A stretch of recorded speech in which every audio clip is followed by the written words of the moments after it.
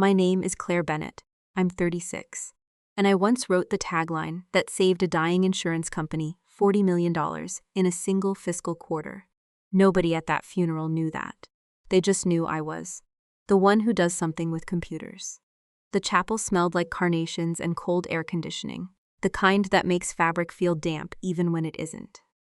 I was sitting in the second row, Sophie's small hand wrapped around two of my fingers, when my mother leaned across my father's lap and said, loud enough for the people behind us to hear, "Claire, honey, we saved you a seat closer to the family up front. This row is really for people who were close to her." I had flown in the night before.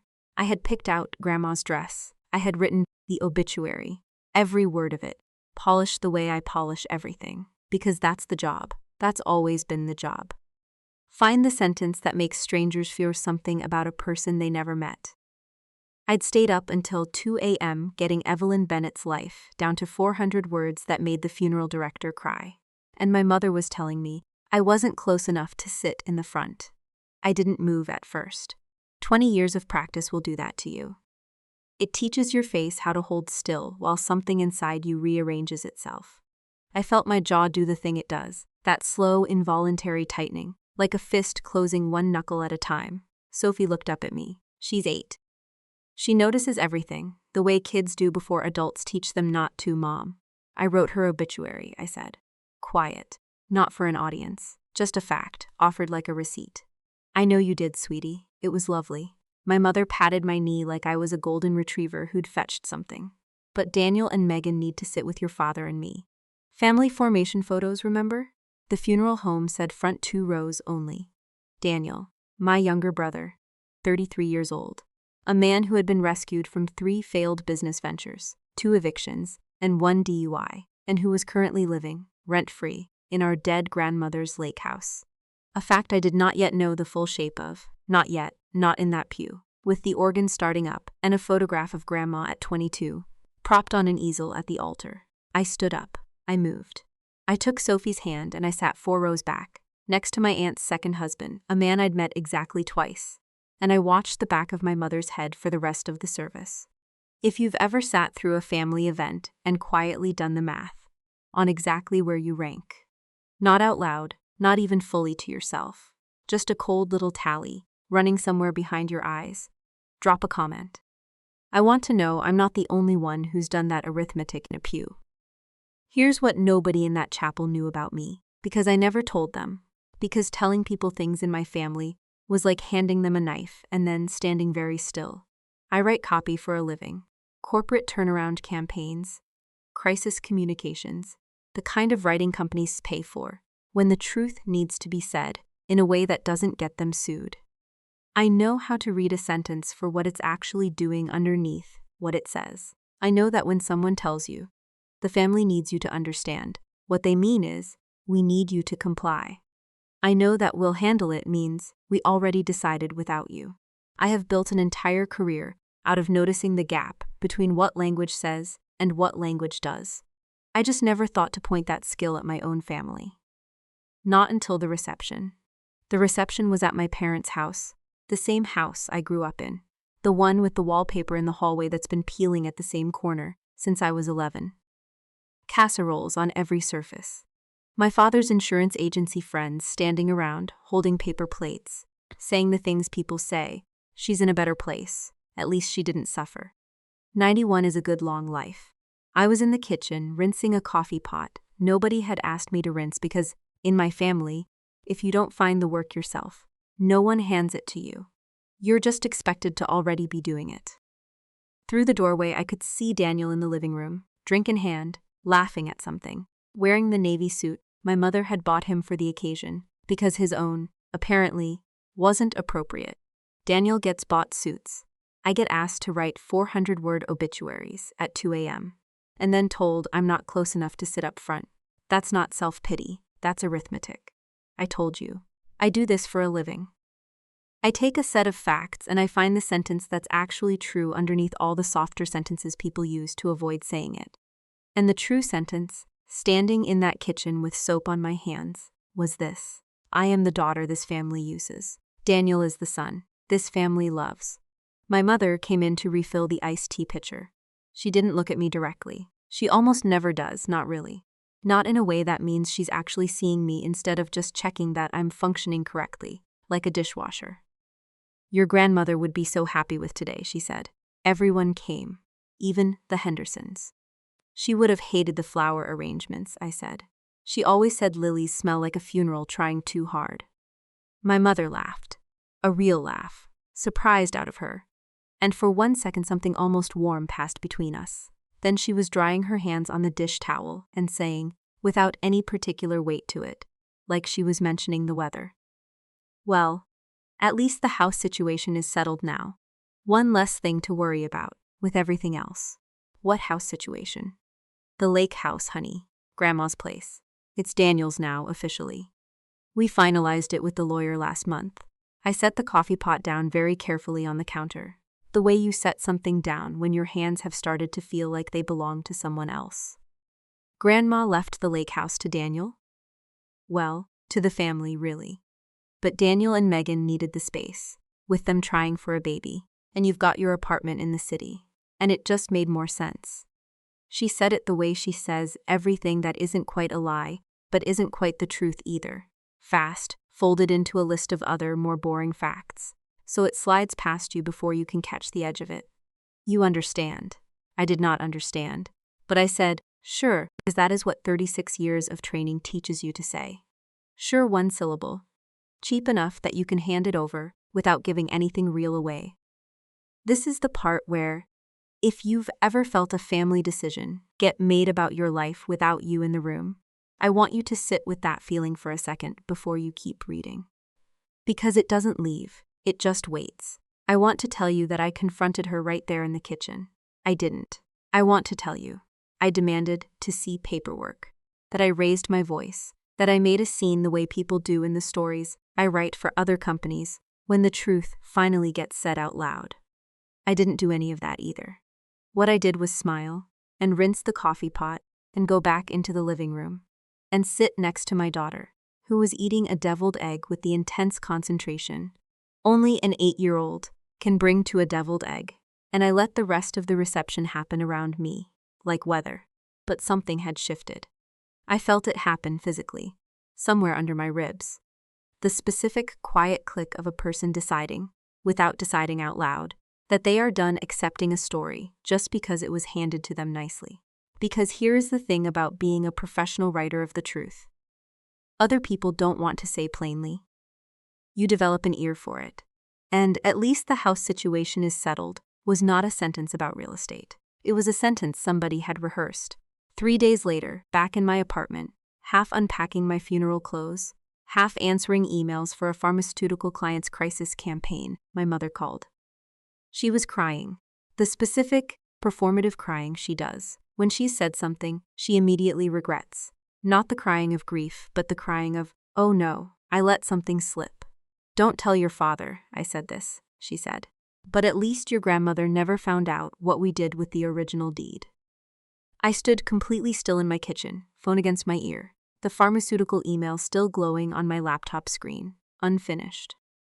What original deed, Mom? There was a pause on the line. The kind of pause where you can hear someone realize, half a second too late, that they've said a true thing out loud in a family built entirely on the careful management of which true things get said out loud. Nothing, she said. Forget it. I'm just tired. It's been a hard week, but I am a professional. I know a sentence that's trying to take itself back when I hear one. And I had already started, somewhere in the back of my mind, to open the file. Asterisk. If your family has ever handed you a version of events, and you just quietly, privately started keeping your own file on it, comment page 7 below. I have a feeling a lot of you already know exactly what that instinct feels like. I didn't sleep that night. I sat at my kitchen table with a legal pad, the same yellow legal pad I used to draft messaging strategy for clients who are about to have a very bad week, and I wrote down everything I actually knew, as opposed to everything I had been told. Asterisk, known. Grandma died the 3rd of April, known. The family says the lake house went to Daniel, known. Mom said the original deed, like it was a different document than the one everyone's been shown. Known. Mom said Grandma never found out. which means whatever happened, happened while Grandma was alive and was kept from her. That last line was the one that kept me up. Not the house, not even Daniel, who has been the family's chosen son since before I can remember, since before either of us could talk, some invisible ranking established in the delivery room and never revisited. It was the idea that my grandmother, who used to sit with me on that same lake house porch every summer of my childhood, who once told me, stirring sugar into her coffee with the calm certainty of a woman who had never once in 91 years doubted her own judgment, "Claire, you are the only one in this family who has never once asked me for anything, and I want you to know I've noticed, had been kept in the dark about something. On purpose, by her own children." I thought about the blue folder. She'd mentioned it to me once, near the end, in the hospital, her hand papery and cool in mine, machines making their quiet mechanical noises around us. "There's a blue folder," she'd said. "When the time comes, ask about page 7. I'd thought it was the medication talking.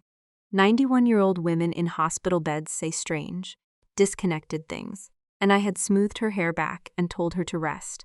And I hadn't thought about it again until 3 days after her funeral, sitting alone at my kitchen table at 1 a.m. with a legal pad full of the small, careful arithmetic of exactly how much my family had been lying to me. And for how long. I wrote one more line at the bottom of the page, underlined it twice, the way I underline the sentence in a campaign that everything else has to serve. Find the blue folder. Ask about page 7. I had no idea yet what I was about to find. I had no idea that the number $2,400 was about to become the most important number of my adult life, or that my own signature, a signature I did not write, was sitting in a bank's records like a small forged accusation waiting for me to finally go looking for it. I just knew one thing, sitting there in the dark with my daughter asleep down the hall and my coffee gone cold beside the legal pad. I was done being told the story. I was going to go find it myself. The county records office smelled like toner and old carpet, the specific dry smell of a building where nothing has been updated since 1994. I took a half-day off work to be there. When it opened, told my creative director, I had a family matter, which was true in the same way that the house situation is settled had been true, technically, and not at all.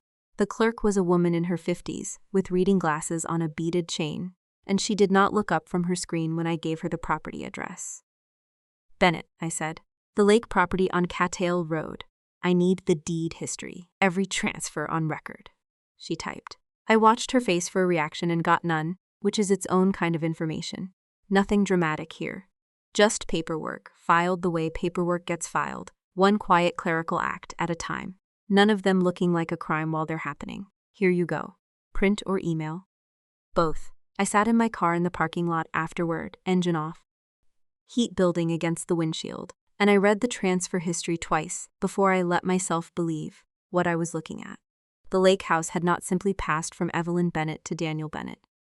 It had passed from Evelyn Bennett into something called Cattail Holdings LLC Last, 11 months before she died, while she was alive, while she was, according to my mother of sound mind, still doing the crossword every morning and beating me at gin rummy every summer I visited. Then, 4 months after her death, Cattail Holdings LLC transferred the property to Daniel Bennett for $1 and other valuable consideration. $1.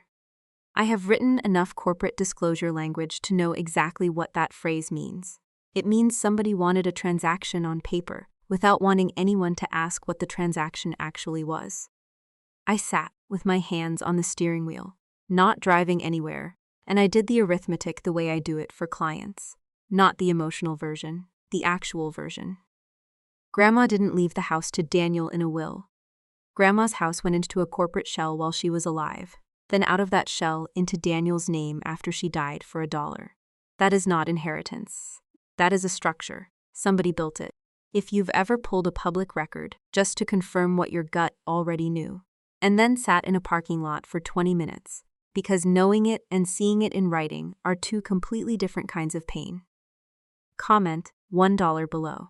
You'll know what I mean. I didn't tell anyone what I'd found. Not my husband, not my closest friend, not even Sophie's after-school teacher, who I make small talk with every day. and who probably knows more about my actual emotional state than half my family does. I have built an entire career on knowing when to hold information back until you have enough of it to say something that can't be argued with. You don't confront a hostile board with half a fact. You confront them with a folder. So I started building the folder. I requested the LLC's registration documents from the Secretary of State's office. I remember opening that PDF at my kitchen table. At 11 at night, Sophie long asleep, the apartment quiet except for the hum of the refrigerator, and finding my father's name listed as the registered agent. Not Daniel's. Richard Bennett, insurance agency owner, a man who has spent 30 years telling clients exactly how to structure paperwork so that risk lands on someone else's shoulders and benefit lands on theirs. He had built this, not stumbled into it, built it the way he builds every policy addendum and every fine print exclusion that has made his agency comfortable for 3 decades. I felt my hands start to shake, just slightly, holding my coffee mug, and I set it down on the table so I wouldn't spill it. Not sad shaking. The other kind. The kind that comes right before you go completely, dangerously calm. I kept going known. Richard Bennett is the registered agent of Cattail Holdings LLC. Known. The LLC was formed 11 months before Grandma's death. Known. The LLC held the property for roughly 15 months total before transferring it to Daniel for $1. Known. None of this was disclosed to me, or based on what Mom let slip to Grandma herself. I started keeping the folder in a fireproof lockbox under my bed, which is a strange thing to type out loud, but that's what fear does to a careful person. It makes you protect your own evidence, the way you'd protect a passport or a diamond. I bought the lockbox at a hardware store on a Tuesday during my lunch break, paid cash, because by that point, some instinct in me, the same instinct that's kept me alive in corporate boardrooms for a decade, had started treating my own family like an account I no longer trusted. 3 weeks in, I called the bank. Not my bank, Grandma's bank, First Meridian, the branch on Route 9 where she'd kept her accounts for 40 years, where the tellers used to give me lollipops when I was Sophie's age, and we'd go in together to deposit her Social Security check. I told the woman on the phone that I needed records related to a deceased account holder, that I was listed as executor's counsel. A small lie, the kind you tell when the truth would take 4 phone calls to explain, and you don't have 4 phone calls in you that week. It worked. Grief makes people generous with paperwork. Nobody wants to be the person who makes a grieving family jump through extra hoops. What came back, 3 business days later, in a manila envelope with First Meridian's blue logo in the corner, was 40 pages of statements for an account I had never known existed. An account opened 9 years ago. An account with my name on it as sole beneficiary. 9 years of deposits. Every single month, like clockwork, on the 3rd of the month, the same amount asterisk $2,400.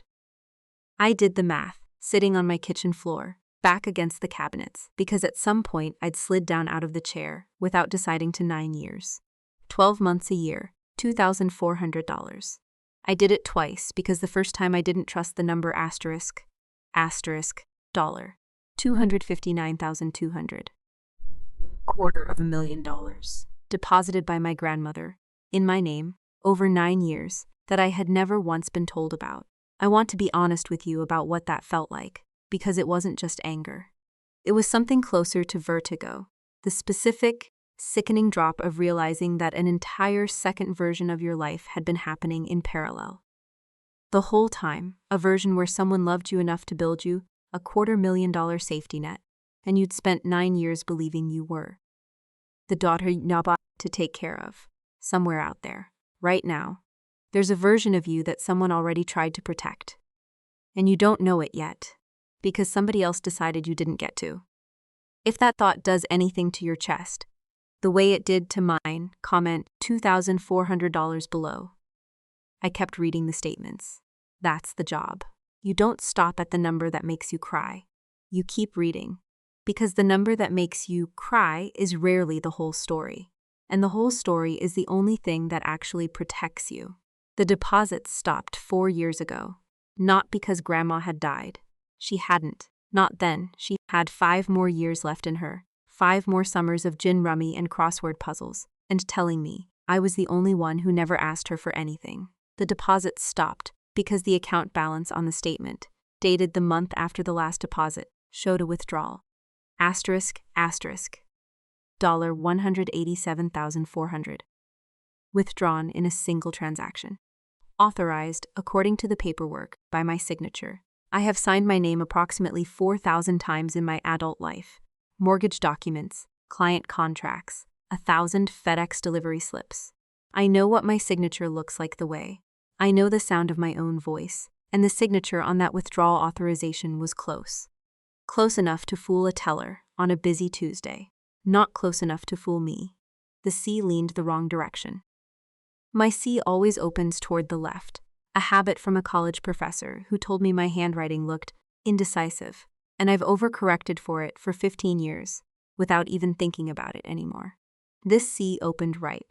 Somebody had studied my handwriting. Somebody had practiced. I sat on that kitchen floor for a long time. The statements fanned out around me like a crime scene, which, I was beginning to understand, was exactly what they were known. Grandma built me a safety net for 9 years without telling me. Known. Someone found out about it. Known. Someone forged my signature and took nearly $200,000 out of an account with my name on it. Known. I have spent 9 years thinking I was the family's afterthought, while someone in that same family was quietly stealing a fortune that was supposed to protect me. I didn't call the police that night. I know how that sounds. I had documented fraud, a forged signature, the beginnings of what looked like an elaborate scheme to route my grandmother's assets away from me and toward my brother, and my first instinct wasn't the phone, it was the folder. Here's why. I write crisis communications for a living. I know that the first accusation you make is the one people remember, and if you make it too early, without the full architecture behind it, the people you're accusing get to control the narrative before you've even finished building your case. My family had spent 36 years controlling the narrative about who I was in this house. I was not going to hand them one more chance to do it about this. So instead, I went back to work the next morning, and I smiled at Daniel in a group text about Father's Day plans, and I let Megan tag me in a photo from the lake house. My grandmother's lake house, the porch where she used to stir sugar into her coffee. Now with Megan's yoga mat rolled up against the railing and a string of patio lights Daniel had clearly just installed, and I typed the words, "Looks so peaceful," and hit send, and felt absolutely nothing while I did it, which frightened me more than the anger had. If you've ever had to smile at someone in a text message, while a folder with their name in it sat in a lockbox under your bed, you already understand exactly what kind of calm I'm talking about. That's not peace, that's the arithmetic finishing. I started tracing Megan's name next, because her signature was on 2 of the LLC filings as a witness, and witnesses to fraud rarely stumble into that role by accident. I found her employer, a dental office. Same one my mother worked the front desk of for a decade, the 2 of them close enough that Megan called her mom, before she'd even married into the family officially. I found a notary stamp on one document that traced back to a notary public, operating out of my father's insurance agency. Every thread I pulled connected back to the same 4 people, and the shape that was forming, thread by thread, page by page, statement by statement, was not a family that had simply favored one child over another. It was a structure, deliberate, coordinated, built the way my father builds every contract that protects his agency and exposes his clients, quietly, legally enough to survive a glance, and entirely dependent on nobody ever looking closely. I was looking closely now. The last thing I found, that week, tucked in with Grandma's bank statements, was a single handwritten note in an envelope from First Meridian, the kind of note a longtime customer's favorite teller might slip in with duplicate statements as a courtesy. It read, "Nat, Mrs. Bennett, as requested, duplicate copies enclosed. You mentioned wanting these somewhere safe. In case anyone ever tried to say this, it's never happened. Take care of yourself. Diane." Grandma had known. Not everything. I don't think she knew about the forged signature, not specifically, not by name. But she had known enough to ask for duplicates, known enough to distrust someone, known enough to say, out loud, to a bank teller, a sentence that suggested she'd already anticipated exactly this moment. A granddaughter, alone in her kitchen, finally reading the paper trail Grandma had quietly, deliberately left behind for her to find. I thought about the blue folder again. About page 7. I hadn't found it yet. But for the first time since the funeral, I understood that I wasn't just investigating a betrayal. I was following a plan my grandmother had built for me, on purpose, in case exactly this happened. And somewhere in that lake house, the one with Megan's yoga mat and Daniel's new patio lights, the one my family thought was safely, quietly, permanently settled, there was a document waiting that none of them knew I was already close enough to find. There's a moment in every crisis campaign I've ever written where the client stops asking, "How do we fix this?" and starts asking, "How do we survive this?" It's a small shift in language, but it changes everything about the work. You stop trying to repair the relationship with the public. You start trying to control the damage to yourself. I hit that moment on a Tuesday at 6:40 in the morning, standing in my kitchen in yesterday's t-shirt, reading an email from my mother with the subject line *** family update. Please read. Ask. It was an invitation, not to a confrontation, to a party. My parents' 40th wedding anniversary, 6 weeks out, at the lake house. Daniel's lake house, though the email didn't call it that, the email called it the family property, a phrase doing a tremendous amount of quiet work, 40 guests, a caterer, a string quartet for the toasts. My mother had CC'd the whole extended family, aunts, cousins, my father's business partners, everyone who mattered to the story they wanted told about themselves. I stood there with my coffee going cold, and I understood, with a clarity that felt almost physical, what that party actually was. It wasn't a celebration. It was a coronation. My parents were going to stand on my grandmother's porch, in front of 40 witnesses, and let everyone see the house had settled into Daniel's hands, cementing the story so completely that questioning it later would look like jealousy, not justice. They were going to use a party, the way my father uses fine print, to make something permanent by making it look ordinary. I stopped looking for a way to be included that morning. I want to mark that moment specifically because it's the one that matters most in this whole story. I stopped hoping my mother would call and say, "We made a mistake. Come to the front row, we're sorry." I stopped waiting for Daniel to text me privately and say, "This doesn't feel right to me either." I stopped running the old, familiar arithmetic.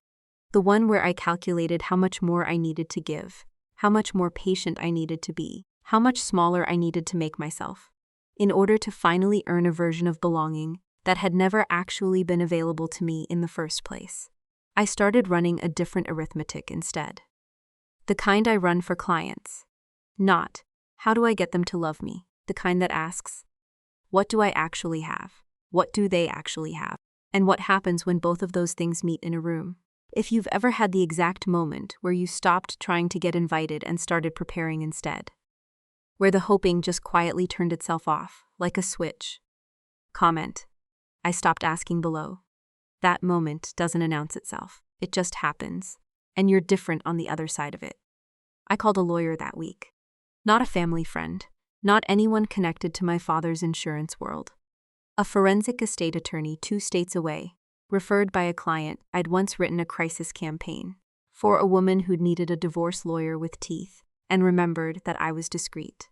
Her name was Patricia Ruiz, and she had the specific, unhurried calm of someone who has seen every version of what families do to each other over money and stopped being surprised by any of it. I laid the folder out for her over a video call. The deed transfer, the LLC filing with my father's name as registered agent, the bank statements, the forged withdrawal, Diane the teller's note. She was quiet for a long moment after I finished. The kind of quiet that in my line of work usually means someone is deciding how much to tell you.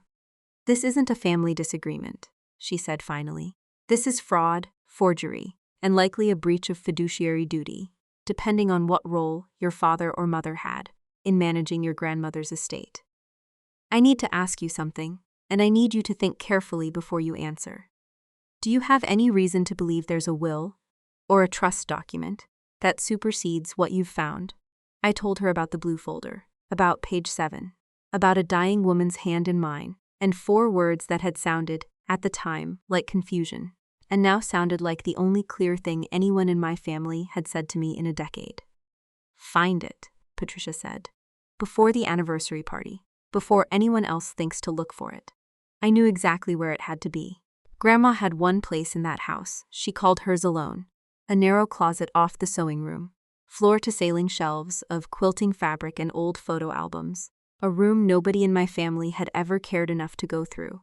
Because nobody in my family had ever cared enough about her to wonder what she kept private. I had spent summers in that room as a child, sorting fabric scraps by color, while she told me stories about her own mother, a woman who'd raised 4 kids alone during the Depression. And never once, Grandma said, let anyone see her cry about it. Strength isn't the absence of anger. Claire, she'd told me once, needle moving steady through a quilt square. So strength is knowing exactly when to use it. I hadn't understood that sentence at 12 years old. I understood it completely now.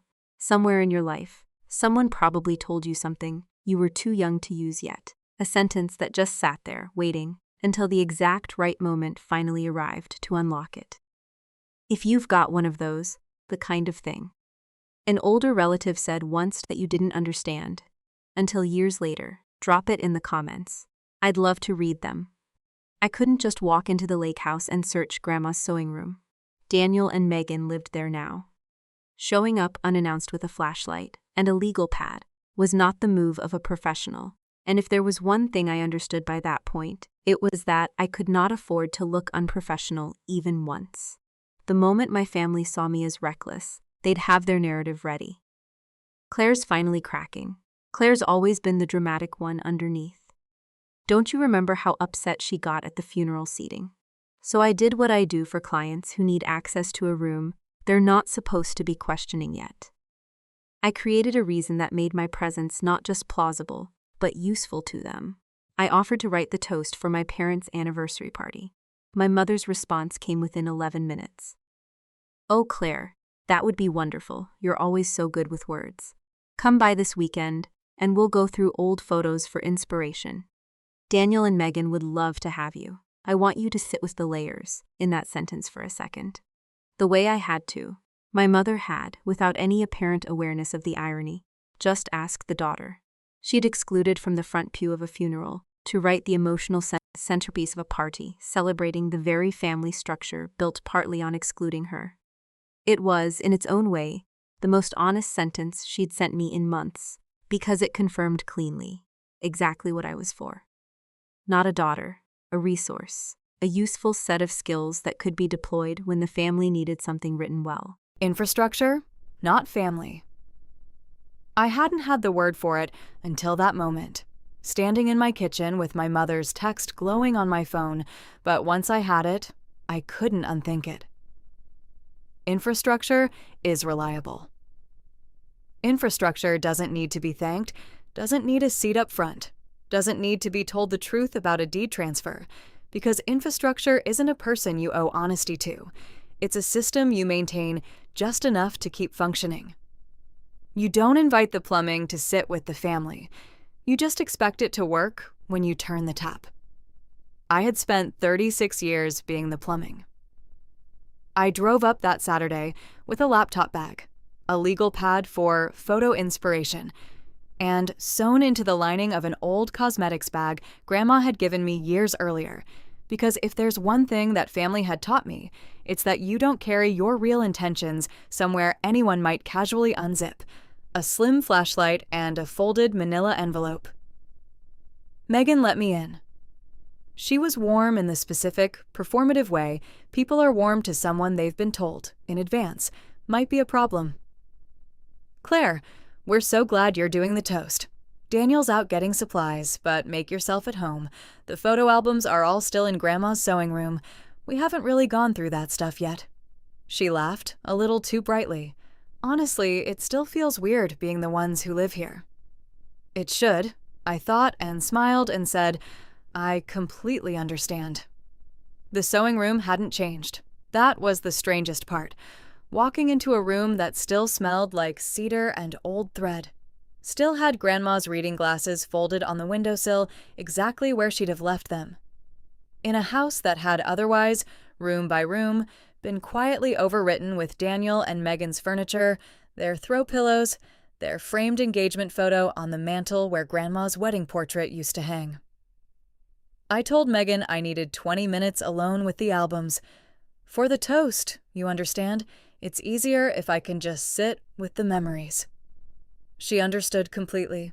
Nobody questions a woman crying quietly over old photographs. Grief is the one story in my family nobody has ever thought to interrogate. I found the false bottom in the fabric shelf within 12 minutes because I knew exactly what I was looking for. A seam in the wood that didn't match the joinery of the rest of the shelf, a detail I never would have noticed as a child sorting quilt scraps, but noticed instantly now, with a decade of reading contracts for the sentence hidden inside the sentence. Underneath it, a slim blue folder, edges soft with age, tied shut with a length of quilting ribbon. My hands were not steady. I want to be honest about that. All the careful, professional calm I'd built over weeks of forensic reading, the deed histories, the bank statements, the video call with Patricia Ruiz, none of it prepared me for the specific, physical shock of holding the actual object my grandmother had hidden for me, on purpose, years before she died, trusting that I would eventually be the one clever enough, or desperate enough, or loved enough to come looking. I didn't open it there. I couldn't risk Megan walking in, couldn't risk my face doing whatever it was about to do in a room where anyone might see it. I slid the folder into my bag, arranged 3 photo albums artfully on the sewing table as evidence of my cover story, and walked back out into the living room with red eyes I didn't have to fake. "Find good stuff?" Megan asked. "More than I expected," I said, which was, for the first time in weeks, completely true. "I'm not going to tell you what was in the folder yet, not because I want to be cruel about it, because I need you to sit exactly where I sat, in my car in that driveway, folder in my bag, engine not yet started, 40 minutes before I would let myself open it. That waiting is part of the story too. Comment page 7 if you're ready, and I'll see you in the next chapter." I drove 2 miles down the road before I pulled over. I couldn't do it in that driveway, under that roof, with Daniel's car pulling in any minute. I needed somewhere that belonged to no one but me. I parked at the public boat launch, the one Grandma used to take me to for ice cream after our summer afternoons of gin rummy. Empty now, except for one truck and trailer near the water. I sat with the folder in my lap for a long moment before I untied the ribbon, feeling, absurdly, like I was about to open a letter from someone who was still alive and waiting to hear whether I'd understood. 6 pages inside were unremarkable. A copy of Grandma's original will, dated 9 years earlier, the same year the $2,400 deposit started, which was not, I understood instantly, a coincidence. A letter to her attorney. A handwritten list of instructions for her funeral, including a line that made my throat close. "Lilies smell like a funeral. Trying too hard, get the peonies instead." Photographs of the lake house from decades earlier, before any of us existed. A much younger Grandma standing on that same porch with a man I recognized, from other photos, as my great-grandfather. Page 7 was different from the rest. Typed, not handwritten, on legal letterhead, dated the same year as the will, with a clause header at the top that made my whole body go still in a way it hadn't gone still, even for the bank statements. Contingent Reversionary Trust. Provision. Subject Property. 118 Cattail Road. I read it once quickly. The way you scan a contract for the shape of the threat before you go back and read every word slowly. I read it a second time carefully, my finger tracing each clause the way I trace client contracts when I'm about to tell them exactly what they've signed without realizing it.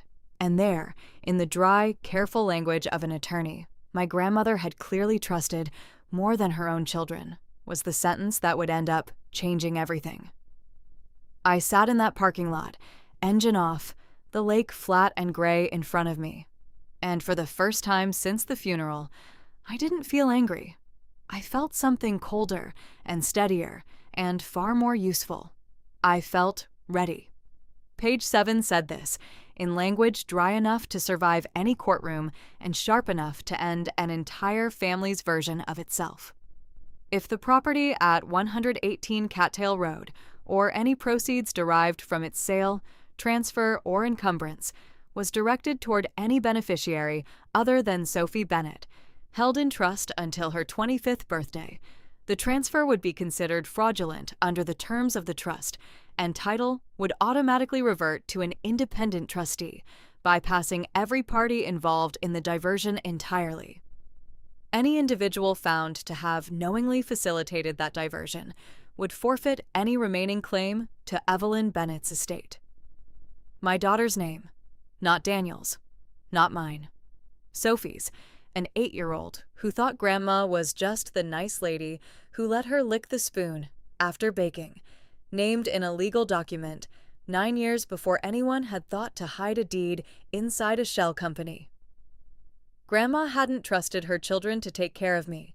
She'd built a structure that didn't depend on anyone's trustworthiness at all, one that would simply detonate on its own, automatically, the moment somebody tried to cheat it.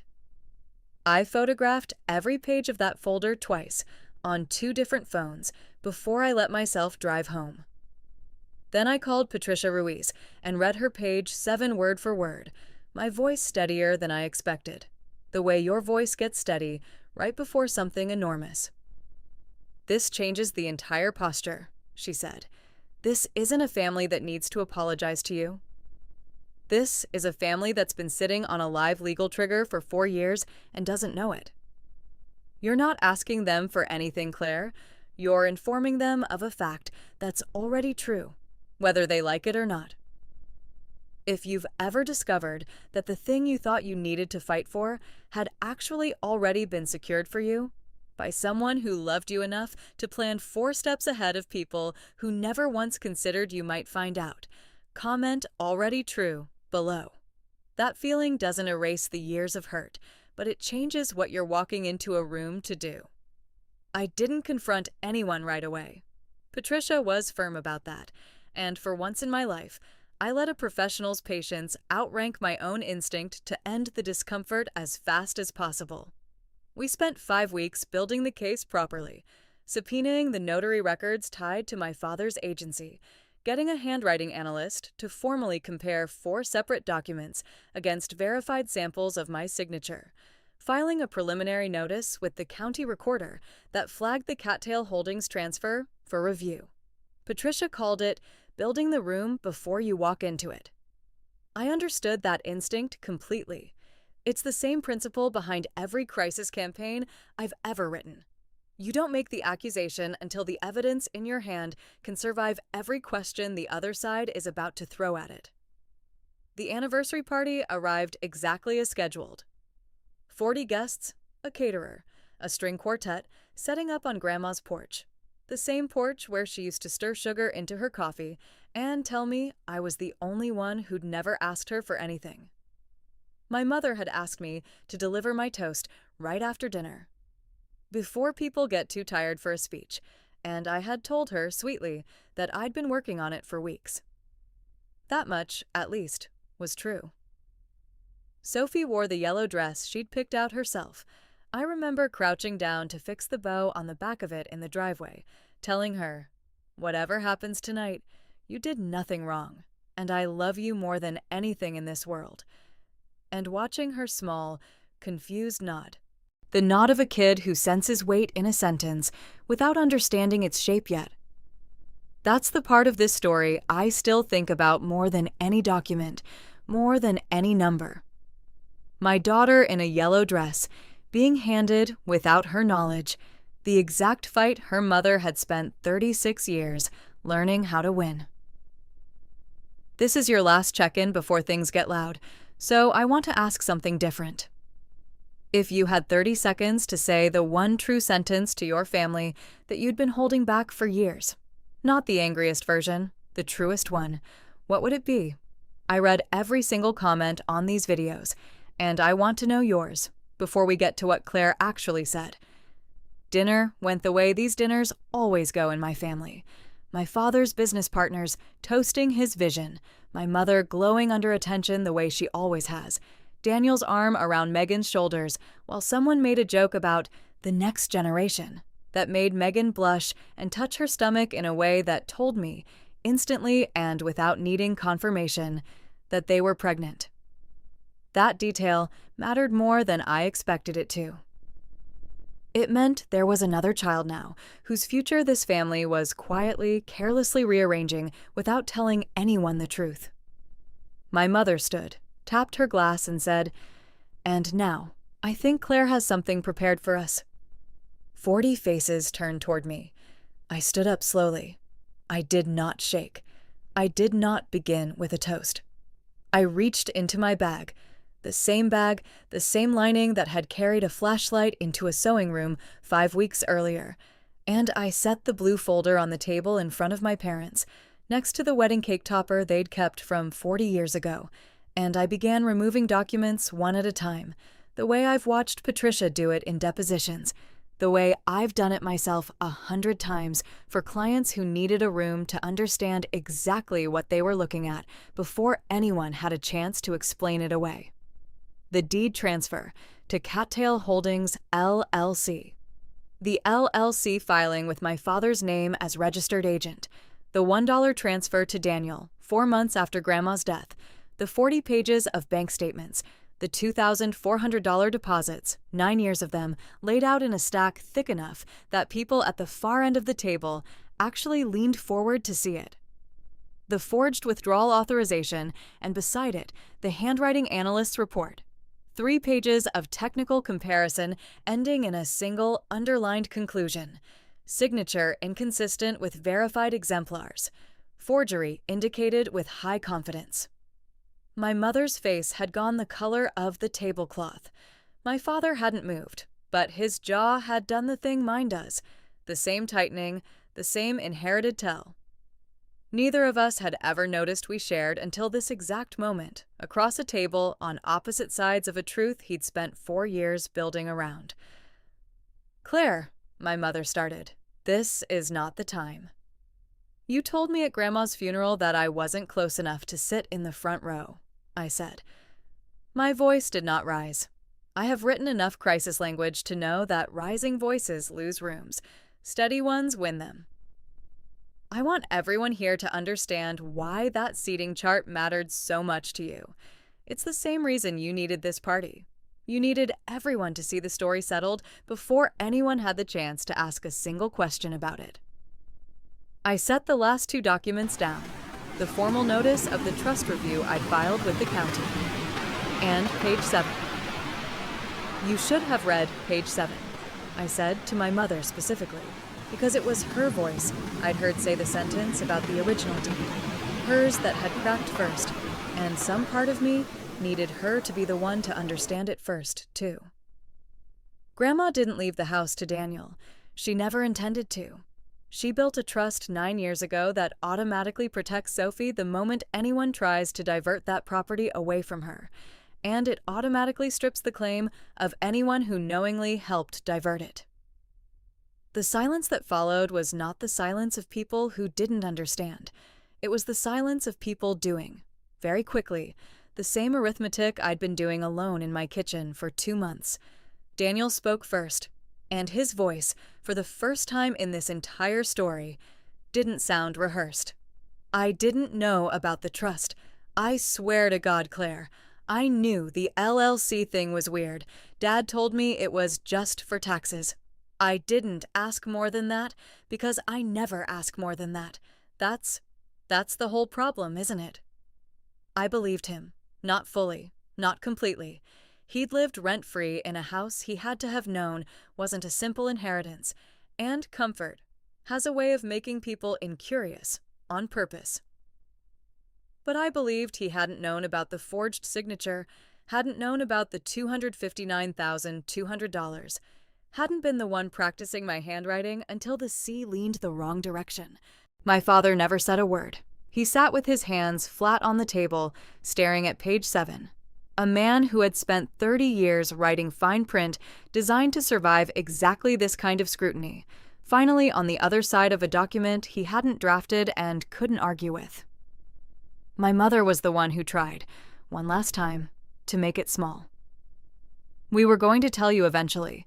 We just wanted to make sure everything was stable first. For the family. I am the family, I said. I have always been the family. I just wasn't the family you bothered telling the truth to. I promised I wouldn't leave you hanging on this one. So here's exactly what happened next. No fade to black. No cutting away. Because I think you've earned the whole thing, the same way I finally did. I didn't scream. I didn't throw a plate. Didn't storm off into the night the way the version of this story in my head at 2 a.m. angriest had always imagined. I stood at that table, 40 guests silent around us. The string quartet awkwardly paused mid-tuning, and I told them calmly exactly what would happen next. The trust review was already filed. The LLC's transfer was already flagged. Patricia Ruiz would be in contact with everyone's attorneys within the week. And the outcome, Sophie's inheritance protected, the property likely sold with proceeds placed into her trust, Megan's role in the notarized fraud documents, referred separately for review, was no longer a discussion. It was already in motion. I hadn't come to ask them for anything. I had come to tell them what was already true. Then I picked Sophie up off her chair. She was half asleep by then, arms looping automatically around my neck, unaware she'd just watched her mother protect her future in front of 40 witnesses. And I walked off that porch, past the caterers quietly pretending not to have heard everything, past my father's business partners staring at their plates, past the lake catching the last of the evening light exactly the way it had every summer of my childhood, and I did not look back to see who followed me. Nobody did. That was fine. I hadn't needed them to. In the months after, the LLC was dissolved by court order. The lake house sold within 4 months. A young couple with 2 kids, who I hope fill that porch with the kind of noise it deserves. The proceeds went into Sophie's trust exactly as Grandma had designed, untouched now by anyone but a court-appointed trustee, and, eventually, a 25-year-old woman I will never get to meet, but already know, somehow, will be someone Grandma would have liked. Megan was let go from the dental office once the notary fraud became part of the public record. I heard, secondhand, through an aunt who still speaks to me, that she and Daniel are struggling, that the baby came early, that things are hard in the specific, grinding way things get hard for people who built a life on a foundation that turned out to be borrowed from someone else's theft. My relationship with my parents did not heal.